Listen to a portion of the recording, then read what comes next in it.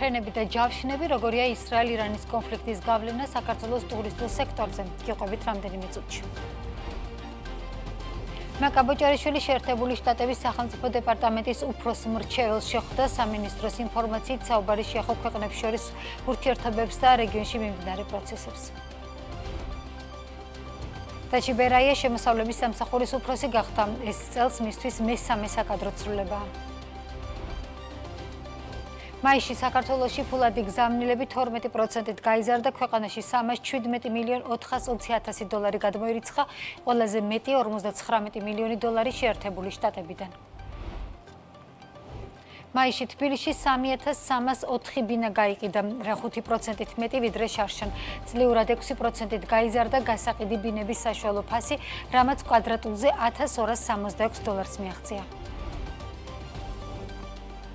თურქეთი გემებისთვის სრუტეების სარგებლობის გადასახადს კიდევ ერთხელ ზრდის. 1 ივლისიდან სატრანსპორტო და სატვირთო გემებისთვის მოსაკრებელი 15%-ით გაიზრდება და ტონაზე 5.93 დოლარს შეადგენს.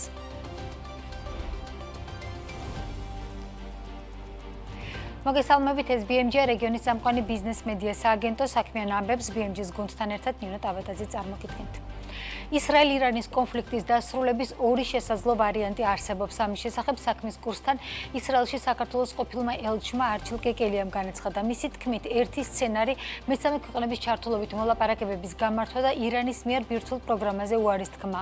მეორე კი უფრო სავარაუდო სცენარია ისრაელის მხრიდან სამიზნე ობიექტების განადგურების გაგრძელება და დასახული მიზნის შესრულებით ოპერაციის დასრულების გამოცხადება. ეს იმ შემთხვევაში მოხდება, თუ კი ისრაელი დარწმუნდება, რომ შეძლო ირანისგან მომავალი საფრთხის რამდენიმე წლის განმავლობაში განეიტრალება.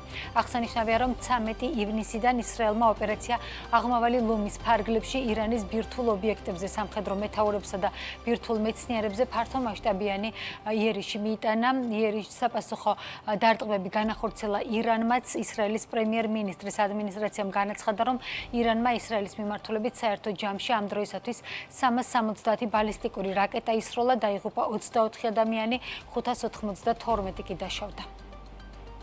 ვფიქრობ, რომ აქ გამოსავალი იქნება დიპლომატიური. დიპლომატიურ გამოსავალში გულისხმობ პირველ სცენარს, რაც უფრო ნაკლებ სავარაუდო მგონია, რომ ისრაელი და ირანი დასხდებიან მოლაპარაკების მაგიდასთან და ირანი შეერთებული შტატების და შეიძლება სხვა ქვეყნების ჩართულობით და ირანი საბოლოოდ უარს იტყვის თავის ბირთვულ ამბიციებზე. მაგრამ მეორე სცენარი მე უფრო სავარაუდო მგონია, სადაც ისრაელი კიდევ რამდენიმე ობიექტს ან პიროვნებას გაანადგურებს და ისრაელი გამოაცხადებს გამარჯვებას და ამ ეტაპზე ეს ყველაფერი შეჩერდება, მაგრამ ისრაელი დარწმუნებული იქნება, რომ რამდენიმე წლის განმავლობაში ეს კონფლიქტი აღარ დაბრუნდება. წინააღმდეგ შემთხვევაში თუ 2-3 წლის შემდეგ ეს იგივე იქნებათ მათ გასაკეთებელი, ასეთ შემთხვევაში ისინი უფრო მეტ განადგურებას გამოიწვევენ ირანში. ივნისის ჯავშნები სრულად გაუქმდა ზარალი 200,000 ლარს აჭარბებს. ასეთია პირველადი ეფექტი ისრაელი-ირანის კონფლიქტის დაწყებიდან დღემდე საქართველოს ტურისტულ სექტორზე. ტურისტული კომპანიების მიღმა შესაძლო ზარალზე საუბრობენ სამედიცინო ტურიზმისა და სათამაშო ინდუსტრიის წარმომადგენლებიც. ანუკა ჯოხაძე ესაუბრა ბიზნესის წარმომადგენლებს და შეფასებებით ახლა პირდაპირ ეთერში გვერდდება. ანუკა, რას ამბობს კერძო სექტორი? მით უმეტეს მაშინ, როდესაც ისრაელის ბაზარი საქართველოს ტურიზმის შემოსავლებში მნიშვნელოვან გავლენას ახდენდა 2025 წლის პირველ კვარტალშიც. ინე ჯერჯერობით ზუსტ მოლოდინებზე და პირდაპირ ეფექტზე საუბარი სექტორს უჭირს და ამბობენ, რომ ყველაფერი დამოკიდებული იქნება კონფლიქტის ხანგრძლივობაზე. პირველადი ეფექტი ტურიზმის ინდუსტრიამ, რაც უკვე რეალობაში დაინახა, გაუქმებული ჯავშნებია ტურისტულ კომპანიებს და სასტუმროებს. ისრაელის მოქალაქეების მხრიდან ივნისში ჯავშნები ამოცემულობით სრულად აქვთ გაუქმებული, ზარალი კონკრეტული კომპანიების შემთხვევაში კი 200,000 ლარს აჭარბებს. ტურიზმის სექტორის წარმომადგენლები ყვებიან, რომ გასული წლისგან განსხვავებით წელს ისრაელიდან ჯგუფური ტურები მომრავლდა და ამ დროისთვის სრულად დაჯავშნილია მიმდინარე წლის ზაფხულის სეზონი. 5 ჯგუფი არის გაუქმებული მთელი ივნისის და სამწუხაროდ არც ივლისის მონაცემები არ გამოიყურება კარგად, თუმცა ამ ეტაპზე ივლისი არაა გაუქმებული, მაგრამ სრული ივნისის თუ არის გაუქმებული. ეხლანდელი ზარალი ბევრად უფრო დიდია, მაშინ თან ძალიან მალე აღდგა სიტუაცია მალე გამოსწორდა. შეეხება ახლანდელ მდგომარეობას, ანუ ესეთი გაუქმება, რომ წინასწარ ერთი თვის სრული ჯავშნები გაუქმებული იყო პირველი შემთხვევა, ჩემთვის ყოველ შემთხვევაში. რასაც ველოდებოდი, ეს არის 5 კარგი დიდი ჯგუფი, დაახლოებით 200 კაცამდე, 200 ადამიანამდე და რომელიც დაახლოებით, მოდი ასე ვთქვათ, $20,000-მდე მოგების რაღაცა ესეთი პროპორციული ის სასტუმროები, რომელიც ამ 200 ადამიანისთვის ჰქონდა დაჯავშნილი. დავალო ჯამში აქ დაახლოებით რაზე ვსაუბრობთ, იცით, დაახლოებით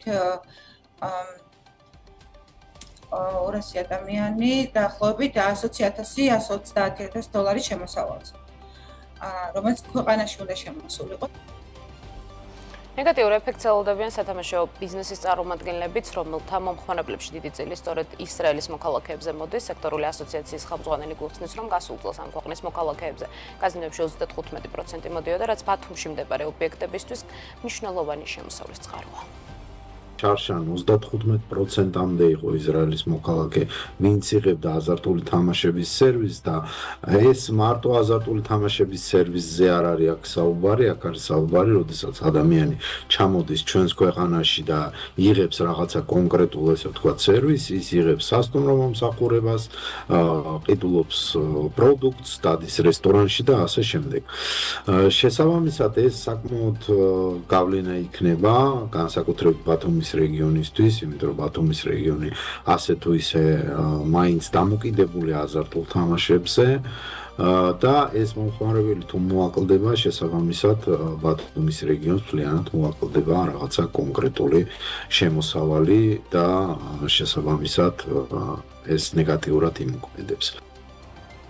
ჯავშნები უქმდება აზიის ქვეყნებიდან მომავალი ტურისტების მხრიდანაც. კომპანია ტოპტურში გვიხსნიან, რომ ისინი ისრაელის ბაზარზე არ მუშაობენ, თუმცა გაუქმებული ფრენების გამო საქართველოში დაგეგმილი ტურისტული ვიზიტები ბოლო დღეებში ვერ განხორციელდა, მაგალითად ინდოეთიდან მათი შეფასებით გაუქმებულია ივნისის ჯავშნები, თუმცა რისკის ქვეშაა მომავალი პერიოდიც.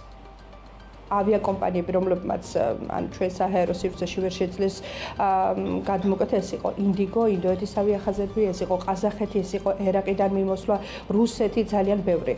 მოგეხსენებათ, რომ ძირითადად მუშაობთ ჩვენ აზიის ქვეყნებზე და შესაბამისად, ავიამიმოსვლა არის იმ ქვეყნებიდან, რომელსაც ირანის ან ისრაელის სავარაუდოდ საჰაერო სივრცეები უნდა გადმოკვეთონ და სამწუხაროდ გაუქმდა არა კონკრეტულად რაღაცა პერიოდით, არამედ არავინ არ იცის როდის აღდგება. არის ისეთი ავიაკომპანიები, რომლებმაც უკვე შეძლეს მაგალითად იგივე ინდიგომ შეძლო უკვე ახადგინა დღეიდან უკვე შესაძლებელია ფრენები. ივნისის ბოლომდე ჩვენი კომპანიის მაგალითზე შემიძლია გითხრათ 20 ტური აქედან 5 დიდი ჯგუფი გაუქმდა, იმიტომ რომ არ იციან მათ რა მოხდება, როგორ მოხდება, ეს ძალიან ცუდად აისახება რა თქმა უნდა თითოეულ კომპანიაზე და ჩვენს ქვეყანაზე. თბილისის და ბათუმის აეროპორტებიდან ახლო აღმოსავლეთის მიმართულებით ფრენები კვლავ უქმდება, როგორც აეროპორტის მმართველ კომპანიაში ტავ-ჯორჯიაში BMG-ს უთხრეს, ბათუმის საერთაშორისო აეროპორტში ჯამში 6 ფრენა გაუქმდა, 4 თელ-ავივის, ხოლო 2 თეირანის მიმართულებით. თბილისის აეროპორტში დღეს 7 ფრენაა გაუქმებული, 5 თელ-ავივის, თითო დუბაისა და თეირანის მიმართულებით. 13 ივნისის შემდეგ, რაც ისრაელსა და ირანს შორის დაპირისპირება დაიწყო, საქართველოს აეროპორტებში ჯამში 40-ზე მეტი რეისია გაუქმებული. უფრო მეტ ინფორმაციას თუ რა წილი ჰქონდა საქართველოსთვის ისრაელიდან ტურისტულ ნაკადს, ამას უკვე ჩვენში შემაჯამბელ გამოშვებაში მოისმენთ. მადლობა ანუკა. ტურიზმის სექტორზე ისრაელ-ირანის კონფლიქტის გავლენაზე ანუკა ჯოხაძე საუბრობდა. ისრაელ-ირანის კონფლიქტი შესაძლოა აისახოს ლურჯი მოცვის საექსპორტო ბაზრებზე. საქართველოში ლურჯი მოცვის აღების პროცესი აქტიურ ფაზაში გადადის. წელს გარკვეული მოცულობები უნდა გადატვირთულიყო ისრაელშიც, თუმცა ირანთან მიმდინარე კონფლიქტის გამო მოცვის ექსპორტი ისრაელში დიდი ალბათობით ვეღარ განხორციელდება. რაც შეეხება არაბეთის გაერთიანებულ საამიროებში ექსპორტს, კონფლიქტიდან გამომდინარე გაუქმებული ავიარეისების გავლენით შეფერხდება თუ არა მოცვის გატანა სპარსეთის ყურის ქვეყნებში და მათ შორის დუბაიშიც მომავალ კვირამდე გაირკვევა.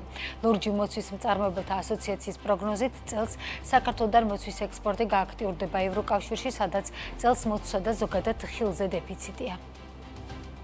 ბაზრების დივერსიფიკაციის მიზნით და მომავალში, როცა ჩვენ უკვე ძალიან დიდი რაოდენობა გვექნება, ამისთვის მოცვის მწარმოებელთა ასოციაციას ჰქონდა გეგმა შემუშავებული, საიდანაც მაგალითად ისრაელშიც უნდა წასულიყო წელს საკმაოდ ისეთი კარგი შტამბეშტავის ატესტო პარტია, რომელიც დიდი ალბათობით 99% აღარ წავა ისრაელის მიმართულებით, ხოლო დუბაიში ჯერჯერობით მშვიდობა რაღაც ძალიან ახალია კონფლიქტი, ნახოთ როგორ მოგვარდება რეისების და თვითმფრინავების განრიგი, იმის მიხედვით თუ ლოჯისტიკის პრობლემა შეიქმნა, რა თქმა უნდა, იქაც ვერ მოხერხდება აღნიშნული თვირთის გადაწყვეტა. ან იმდენად ძვირი დაждდება ტრანსპორტირება, რომ აზრი დაეკარგება სპარსეთის ყურეში გადასვლა. ისრაელიდან ბაიერები ყავდა 10 დღის წინ და მედიაში უნდა დაგვეწყო მუშაობა, მაგრამ ჯერ არ ვიცით რანაირად და როგორ გავაკეთებთ ამას, გამომდინარე გეოპოლიტიკური მდგომარეობიდან.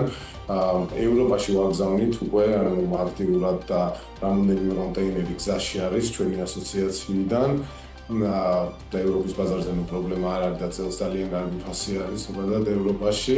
ტრადიციულად რა თქმა უნდა რუსეთშიც გადის რაღაც რაოდენობა, მაგრამ ჯერ მაინც ახალი დაწყებული არის გრეფა და სავარაუდოდ უფრო გაიზრდება ევროპის წილი. წელს ვიდრე ვთქვათ წინა წელს ჰქონდა. ახლა კითხვის თვალთქმებით ენერგეტიკის დარგის ინვესტორების სექტორში არსებულ ერთ-ერთ მთავარ გამოწვევად კვლავ ბიუროკრატიას ასახელებენ. Green Energy Holding-ში, რომელიც ამ დროისათვის 150 მილიონი დოლარის ღირებულების ენერგოპროექტებზე მუშაობს, ამბობენ, რომ სექტორის განვითარებისთვის უმჯობესი იქნება თუკი მთავრობა ამა თუ იმ პროექტზე გადაწყვეტილებას უფრო სწრაფ რეჟიმში მიიღებს. კომპანიაში ამბობენ, რომ თუკი ბიუროკრატიული პროცესების სწრაფად მოგვარდება, ისინი მზად არიან გურიაში 15 მეგავატის სიმძლავრის ჰიდროელექტროსადგურის მშენებლობა წელსვე დაიწყონ, რომლის საინვესტიციო ღირებულება 20 მილიონი დოლარია. ბევრი გამოწვევა არც ერთს ისეთი ხელი შემშლელი, ერთ-ერთი შეიძლება იყოს თქვა გადაწყვეტილების მიღების კუთხით ცოტა დაგვიანებული პროცესი, მეორე უშუალოდ კომუნიკაციის და საზოგადოებაში არსებული მითების პრობლემა, რომელიც ქმნის უშუალოდ ადგილზე პროექტის განვითარების კუთხით შემაფერხებელ გარემოებას. ჰიდროენერგეტიკის კუთხით გურიაში ერთ-ერთი პროექტი ყველაზე წინწასული პროექტი არის და ვფიქრობთ, ან თუ დროული გადაწყვეტილებები იქნება მიღებული და ეს ჩვენზე არ არის დამოკიდებული, ეს არის ბიუროკრატიული პროცესი, შეიძლება ან მის მშენებლობის დაწყება შეიძლება მოესწროს ამ მიმდინარე წელს. საქმის კურსი ამით დასრულებულია. 7 საათზე თქვენთვის საქმიან ამბებს ანა ლაპიაშვილი შეიჯამებს. ნახვამდის.